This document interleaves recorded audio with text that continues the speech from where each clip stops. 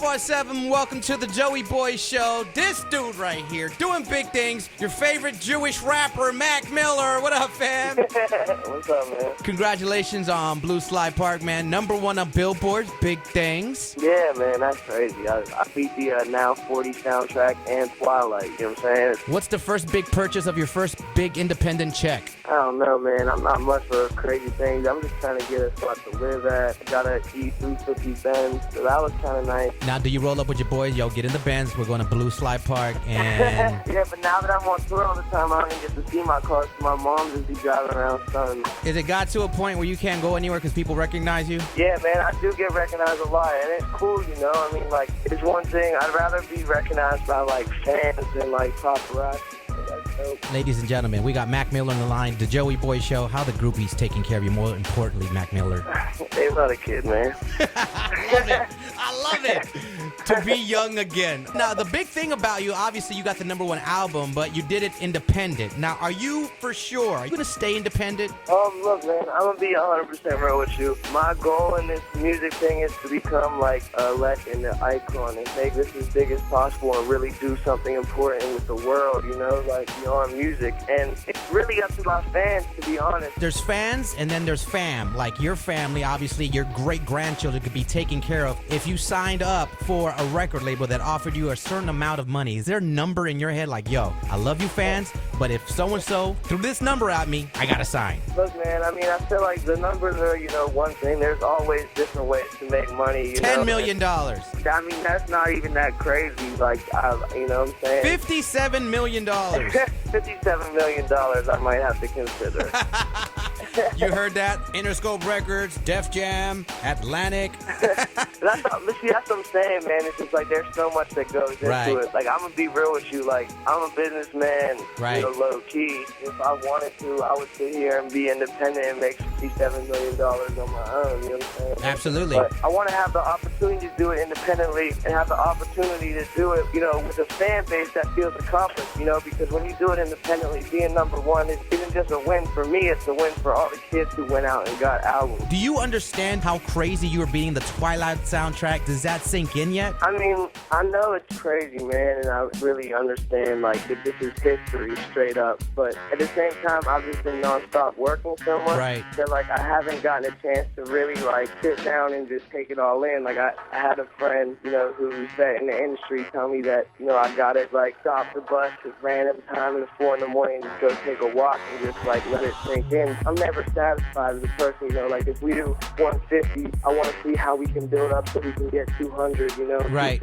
Like, I want to go gold. Are you your worst critic? I don't know about all that. I mean, I think that I'm definitely, like, critical of my music, but, you know, I don't bash my own music. Like, my music has been bashed by critics. And for me, like, you know what I'm saying, I understand that music is music, so I'm just, like, a welcoming, peaceful dude filled with peace and love and hippiness. Nice. There's the weed kicking in right there. I can't say it on the radio, man.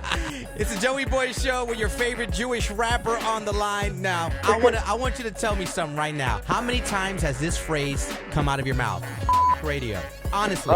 To be real? Yeah. I never really said radio, you know. I definitely wanted to do it without radio initially, because a lot of kids, man, like, they have it in their head, you know, no disrespect, but they have it in their head, like, without radio, I can't do this. Right. You know, without getting my song on the radio. And I wanted to come out and be like, look, man, selling records and getting radio play are two different things. You know, like, support what's on the radio. Like, that's always cool, and to see if you can get a song that catches you on the radio. Like, that's cool. I like that. I'm excited to play that game. But at the same time, to sell records, you got to build a relationship with your fans, and that's something that you got to be creative about, because you can't talk to these people.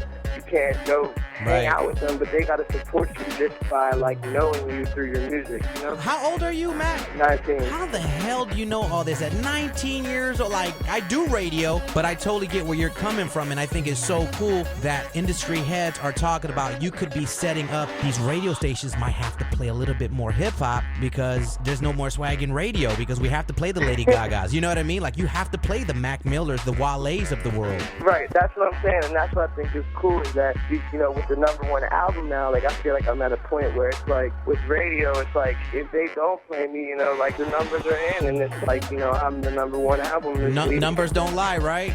Right. Like, I'm on the YouTubes, and you're like, the Donald Trump joint got like 35 million hits, and just like, this kid is not even on radio, and you're getting crazy hits. YouTube is like the new radio, man. Right, I mean, it's like, it is. Look, I got a group of fans that when I say I'm about to drop something, I drop it, and then they go there. You know what I'm saying? So if I tell them that it's about to be on YouTube.com, they're going to go to YouTube.com. If I tell them it's about to be on the radio, they're going to turn on the radio. So it's just dope to have some dedicated fans. Damn, kid. You're doing it. All right, ladies and gentlemen, this is Mac Miller. Break it down. Here we go. Top 5 white rappers, your favorite of all time. Go. All right, you got to get MC Search. Third base, baby. You got to, I mean, this is in no order, but we got to have M in there. Eminem, okay. And then the 3 Beastie Boys. The Beastie Boys. That's it.